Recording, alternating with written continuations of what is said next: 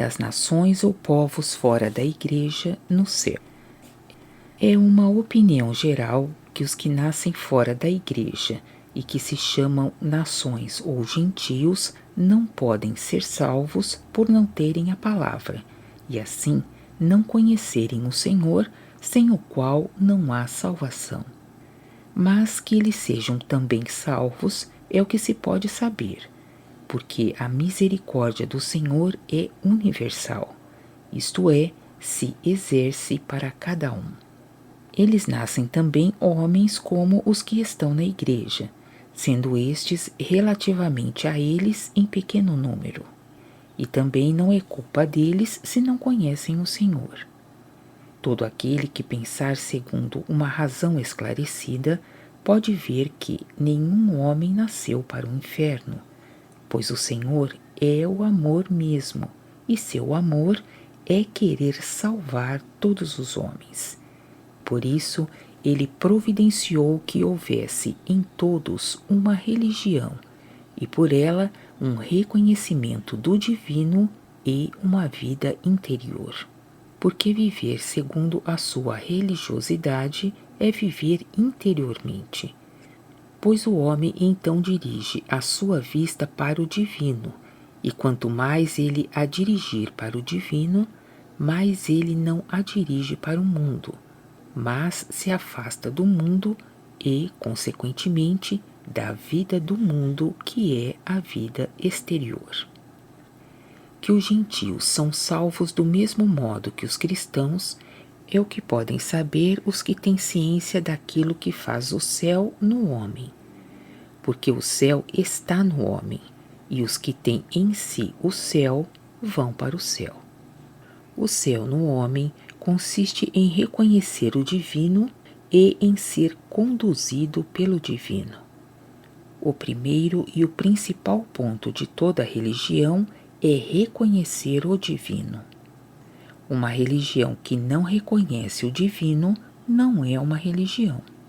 E os preceitos de toda religião se referem ao culto, isto é, ao modo como o divino deve ser adorado, para que o homem seja aceito por ele. E quando este ponto é estabelecido em seu espírito, por conseguinte, quanto mais ele o quer, ou quanto mais ele o ama, mais ele é conduzido pelo Senhor. É sabido que os gentios vivem uma vida moral como os cristãos, e muitos dentre eles uma vida melhor que os cristãos.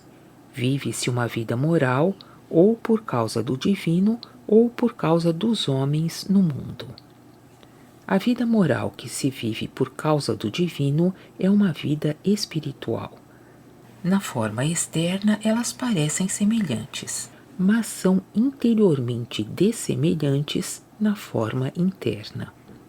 Uma salva o homem, a outra não o salva, porque aquele que vive uma vida moral por causa do divino é conduzido pelo divino, enquanto aquele que vive uma vida moral por causa dos homens no mundo é conduzido por si próprio. Mas isto será ilustrado por um exemplo. Aquele que não faz mal ao próximo, porque isto é contra a religião e, portanto, contra o divino, abstém-se de fazer o mal por uma origem espiritual.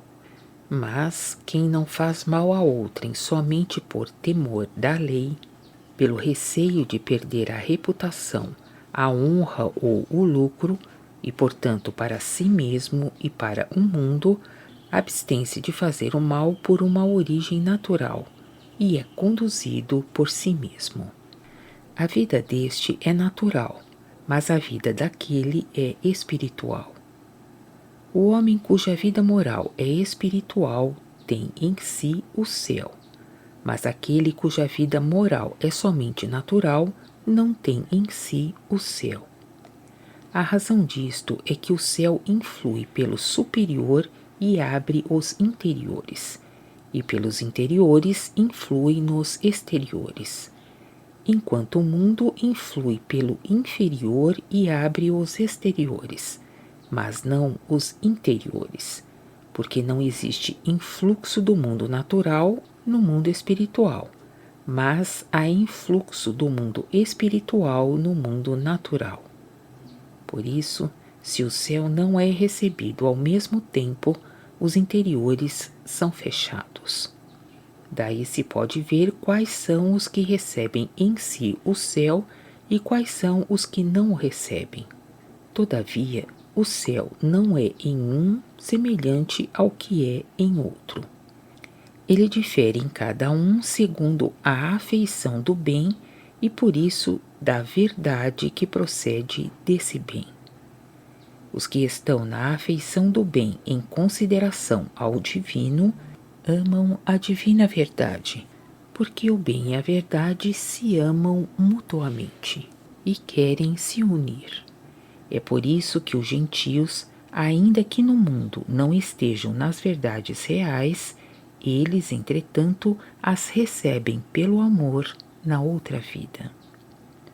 Havia entre os gentios um espírito que no mundo tinha vivido no bem da caridade, segundo a sua religiosidade.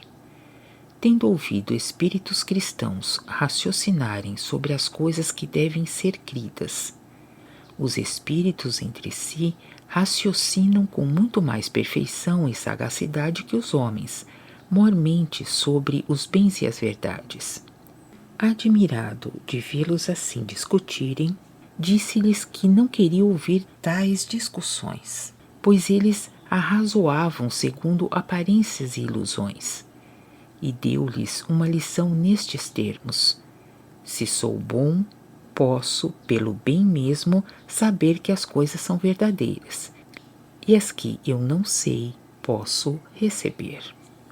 Fui instruído por muitos exemplos que os gentios que tiveram uma vida moral e se conservaram na obediência e subordinação e viveram em uma caridade mútua segundo a sua religiosidade e por conseguinte receberam uma sorte de consciência, são aceitos na outra vida e lá são instruídos pelos anjos, com uma atenção particular nos bens e nas verdades da fé, e que, enquanto são instruídos, eles se portam com modéstia, inteligência e sabedoria, e recebem facilmente as verdades e delas são imbuídos. Eles não formaram contra as verdades da fé princípio algum do falso que seja necessário destruir, nem com mais forte razão ideia alguma escandalosa contra o Senhor, como um grande número de cristãos que não têm do Senhor outra ideia senão a que eles têm de um homem comum. Não se dá o mesmo com os gentios. Quando eles aprendem que Deus se fez homem e assim se manifestou no mundo, logo reconhecem isso e adoram o Senhor, dizendo que Deus se manifestou plenamente, porque Ele é o Deus do céu e da terra, e porque o gênero humano lhe pertence. É uma divina verdade que, sem o Senhor, não há salvação. Mas deve-se entender isto neste sentido, que só há salvação pelo Senhor. Há no universo um grande número de terras, e todas estão repletas de habitantes. Apenas alguns lá sabem que o Senhor revestiu o humano em nossa terra. Contudo, como adoram o divino sob a forma humana, eles são aceitos e guiados pelo Senhor. Ver a este respeito o opúsculo das terras no universo. Entre os gentios, como entre os cristãos, há sábios e simples. Para que eu fosse instruído a respeito de como eles são, foi-me concedido conversar com uns e outros, algumas vezes durante horas e durante dias. Mas dos que são sábios, não os há hoje como nos tempos antigos, principalmente como na antiga igreja, que se propagara em uma grande parte da Ásia, e de lá essa religião se espalhou entre muitas nações. Para que eu soubesse quais eles foram, foi-me concedido conversar familiarmente com alguns deles. Havia perto de mim um espírito que outrora foi do número dos mais sábios, e que por isso é conhecido no mundo sábio. Falei com ele sobre diversos assuntos. Eu tinha razões de crer que era Cícero, e como soube que ele tinha sido um sábio, dirigi a conversação sobre a sabedoria, a inteligência, a ordem, a palavra e, finalmente, sobre o Senhor. A respeito da sabedoria, disse-me que não há outra sabedoria além da que diz respeito à vida, e que a sabedoria não pode se referir a outra coisa. Quanto à inteligência, ele disse que ela procede da sabedoria. Sobre a ordem, disse que a ordem existe pelo Deus Supremo, e que viver nesta ordem é ser sábio e inteligente. Quanto à palavra, como eu lesse diante dele algumas páginas dos livros proféticos, ele experimentava um maior prazer, mormente porque cada nome e cada palavra significavam coisas interiores, e ele se admirava muito de que os sábios de hoje não apreciam semelhante estudo. Percebi claramente que os interiores de seu pensamento ou de sua mente tinham sido abertos. Ele disse-me que não podia ouvir mais, porque o que ele percebia era muito santo para que pudesse suportar, estando muito afetado interiormente. Enfim, falei-lhe do Senhor. Eu lhe disse que ele nasceu homem, mas concebido de Deus, e que ele despojou o humano materno e revestiu o humano divino, e que é ele quem governa o universo. A isso ele respondeu que sabia muitas coisas sobre o Senhor, e ele compreendeu a seu modo que, para o gênero humano ser salvo, não podia suceder outra coisa. Durante essa conversação, alguns maus cristãos insinuavam diferentes coisas escandalosas, mas ele não lhes prestava atenção alguma, dizendo que isso não devia causar espanto, porque, na vida do corpo, eles tinham adotado sobre esse assunto ideias inconvenientes, e que, antes de serem dissipadas essas ideias, eles não podiam admitir as coisas que confirmam, como o fazem os que estão na ignorância. Foi-me concedido falar também com outros que tinham vivido nos tempos antigos, e que então tinham sido do número dos mais sábios. Eu os vi primeiramente na frente, a uma certa distância, e aí eles puderam perceber os interiores dos meus pensamentos, por conseguinte, muitas coisas plenamente. Por uma única ideia do pensamento, eles puderam conhecer a série inteira e enchê-la de deleites da sabedoria com representações agradáveis, pelo que percebi que eles eram do número dos mais sábios, e foi dito que eles viveram entre os antigos. Eles se chegaram, assim, mais perto, e como eu lesse então diante deles algumas passagens da palavra, eles experimentavam o maior prazer. Eu percebia o seu próprio prazer e alegria, que provinham principalmente de que todas as coisas da palavra que eles ouviam, em geral e em particular, eram representativas e significativas de coisas celestes e espirituais. Eles diziam que em seu tempo, quando viviam no mundo, tal fora o seu modo de pensar e falar, e também de escrever, e que era esse o estudo de sua sabedoria. Quanto ao que diz respeito aos gentios que existem hoje, eles não são tão sábios, mas a maior parte deles é simples de coração. Mas a verdade é que, apesar disto, os dentre eles que viveram em uma caridade mútua recebem a sabedoria na outra vida. Vou citar a respeito um ou dois exemplos. Quando eu lia os capítulos 17 e 18 dos Juízes a respeito de Micá, ao qual os filhos de Dan tiraram a sua imagem talhada, os seus ídolos e o seu levita, havia então um espírito dentre os gentios que na vida de seu corpo adorara uma imagem talhada. Quando atentamente ouvia o que acontecera a Micá e qual tinha sido a sua dor pela perda de sua imagem talhada que os danitas lhe haviam arrebatado, ele próprio foi acometido por uma dor superveniente, a tal ponto que dificilmente podia pensar diante do que sofria no seu íntimo. Dor que foi percebida ao mesmo tempo que foi sentida a inocência em cada uma das suas afeições.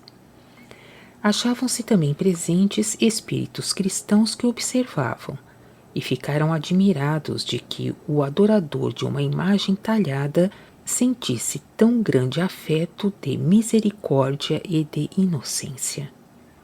Depois, alguns bons espíritos conversaram com ele e lhe disseram que ele não devia adorar uma imagem talhada, e que ele podia compreender isto porque ele era homem, mas devia dirigir seus pensamentos fora da imagem talhada para o Deus que criou e governa todo o céu e toda a terra, e que esse Deus era o Senhor.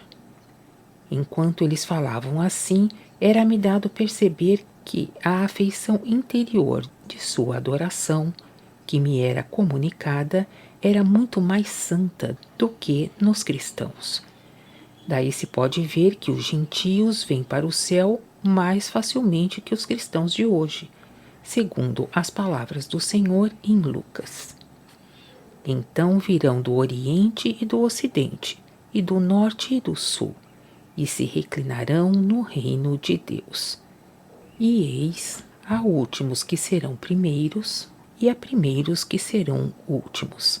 Capítulo 13, versículos 29 e 30. Porque no estado em que se achava esse espírito, ele pôde ser imbuído de todas as coisas da fé e recebê-las com uma afeição interior. Nele havia a misericórdia que pertence ao amor, e em sua ignorância havia a inocência. E quando a misericórdia e a inocência estão em alguém, tudo que pertence à fé é recebido como espontaneamente, e isto com alegria. Esse espírito foi depois recebido entre os anjos. Ouvi em uma certa manhã um coro à distância. Pelas representações desse coro, foi-me concedido conhecer que eram chineses, porque eles exibiam como representação uma espécie de bode coberto de lã, depois um bolo de milhete e uma colher de ébano, como também a ideia de uma cidade flutuante. Eles desejavam vir para mais perto de mim, e como se aproximassem, eles diziam que desejavam estar a sós comigo, a fim de manifestarem os seus pensamentos. Mas lhes foi dito que eles não estariam sós, e que havia outros que se indignavam porque eles queriam ficar sós, quando, entretanto, eles não passavam de hóspedes. Quando eles perceberam a indignação destes, ocorreu-lhes o pensamento de perguntar se teriam cometido alguma falta contra o próximo e se teriam tomado alguma coisa que pertencesse a outrem. Os pensamentos na outra vida são todos comunicados. Foi-me dado perceber que a sua emoção provinha do reconhecimento de que talvez os houvessem lesado. Do pudor daí resultante e, ao mesmo tempo, por outras provas de afeições, conhecia-se que eles eram dotados de caridade. Entrei logo depois em conversação com eles e finalmente lhes falei também do Senhor. Como eu o chamasse Cristo, percebi neles uma certa repugnância, mas descobri a causa disso. Era uma ideia que eles tinham trazido do mundo pois tinham conhecido cristãos vivendo pior do que eles e sem nenhuma caridade. Mas quando eu o chamava simplesmente Senhor, então eles ficavam interiormente comovidos. Eles foram depois instruídos pelos anjos que a doutrina cristã, mais do que qualquer outra doutrina em todo o mundo, prescreve o amor e a caridade. Mas há poucos que vivem de conformidade com essa doutrina. Há gentios que durante sua vida no mundo souberam pela conversação e pela fama que os cristãos levaram uma vida má. Por exemplo, nos adultérios, nos ódios, nas contendas, na embriaguez e em outras coisas semelhantes pelas quais esses gentios têm horror, porque tais coisas são contra os seus princípios religiosos. Na outra vida, eles receiam, mais do que os outros, receber as verdades da fé, mas são instruídos pelos anjos que a doutrina cristã e a fé mesma ensinam absolutamente outra coisa, e que esses cristãos vivem muito menos segundo as suas doutrinas do que os gentios. Quando sabem isso, eles recebem as verdades da fé e adoram o Senhor, porém, seriamente. É coisa comum entre os gentios que adoraram algum deus sob uma forma de imagem ou de estátua, ou alguma imagem talhada, serem introduzidos, quando chegam na outra vida, junto de alguns espíritos que ocupam o lugar de seus deuses ou de seus ídolos, para que eles se libertem de suas fantasias. E após ficarem junto deles alguns dias, são dali afastados.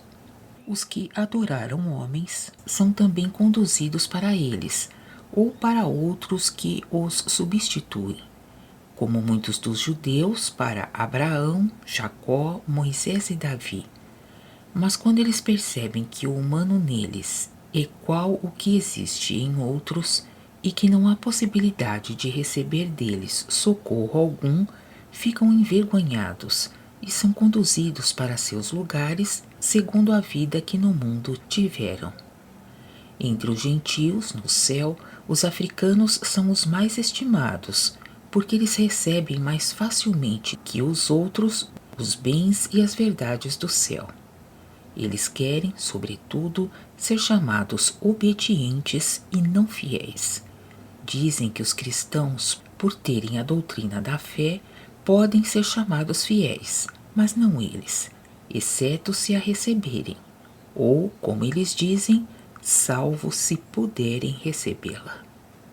Conversei com alguns espíritos que tinham vivido na igreja antiga, a que existiu depois do dilúvio, e se estendeu então a um grande número de reinos, a saber, a Síria, Mesopotâmia, Síria, Etiópia, Arábia, Líbia, Egito, Filistia, até Tiro e Sidom, na terra de Canaã, aquém e além do Jordão, e que então tinham sabido a respeito do Senhor que ele devia vir, e tinham sido imbuídos dos bens da fé, mas, apesar disso, se tinham afastado deles e se tornaram idólatras. Eles estavam na frente para a esquerda, em lugar tenebroso e em um estado miserável. A sua linguagem era como o som de uma flauta que desce somente um tom, e quase sem pensamento racional. Eles me disseram que estavam nesse lugar há muitos séculos e que dali eram às vezes retirados para servirem aos outros em alguns usos que são vis. Por esse fato fui levado a pensar qual a sorte reservada na outra vida a muitos cristãos que são idólatras, não exteriormente, mas interiormente. Eles são adoradores de si próprios e do mundo e de coração negam o Senhor. A Igreja do Senhor está espalhada por todo o mundo, por conseguinte é universal, e nela estão compreendidos todos os que viveram no bem da caridade, segundo a sua religiosidade. E a igreja, onde está a palavra e onde por ela o Senhor é conhecido, é, em relação aos que estão fora da igreja, como no homem o coração e o pulmão, segundo os quais todas as vísceras e todos os membros do corpo vivem de um modo variado, segundo as formas, as posições e as conjunções, como se viu acima, número 308.